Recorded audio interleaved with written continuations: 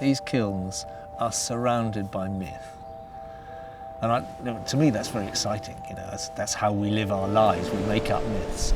But it is also useful for researchers to point out the origins and limitations of our cultural myths.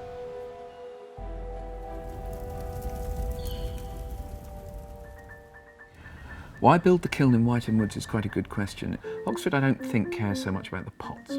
Oxford has pots, but they are interested in bringing the historic collections to life, the living connection and where things are coming from. What we're doing is something that's quite different.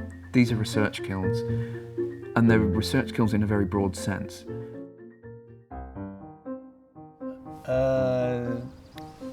Do any of the others know how to build a kiln? Well, I've built quite a lot of kilns in my time. I didn't realise it took so long. First, we had to find a suitable site, and this one we chose because the slope was 16.5 degrees. So we were working solidly at what was essentially a rubbly, disused field on a slope. We then dug a trench. The walls are buttressed actually by the soil. And today, making the A-frames.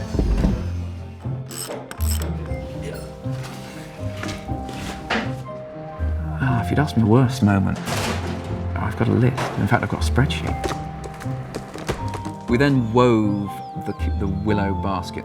The kiln is slightly wider, perhaps, than the Japanese would have it. So you need to be able to get into the far end. So our minimum width is Jim Keeling width.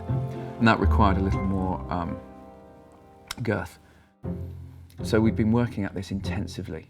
There hasn't been a week in which we haven't had 2 or 3 days intensively on the site doing something to try and better the conditions for the firing. Because we do have to make some pots as well to go in it. I want this to be a long-term project which gets people working together, and that's very, very, very quickly, immediately going to lead to research. As an anthropologist, I'm looking at why traditional craft persists. I mean, I've actually got a Cambridge degree. It was in archaeology and medieval history. And this is a fantastically interesting subject. This kind of kiln, Bizen in Japan, traditional Japanese kilns. Each piece that comes out of here is individual according to where it's placed. Not only every pot, but every firing will be different. Pick up any pot and say, oh, look, this is where the flame hit it. It came round there. Oh, there was another pot against it there, so that protected it there. And a bit of ash fell on it there. In fact, this bit of ash has actually melted. It's run down the side of the pot. So I've been being approached by people from material studies, anthropology, archaeology, but then also ceramics, fine arts, and so on. So Oxford provides a good hub. And we have volunteers from all over the country because we're doing something which seems to attract men and women equally, oddly, and all age groups. I think our youngest was about 6. That's all right, Felix, but is that straight? Before we'd even fired it, the kiln itself was evolving a personality. People were becoming attached to it. And because it's not a uniform industrial product, there are bits that each of us are responsible for.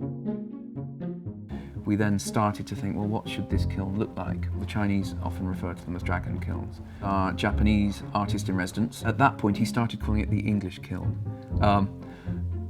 Or more so when we put the spines down it.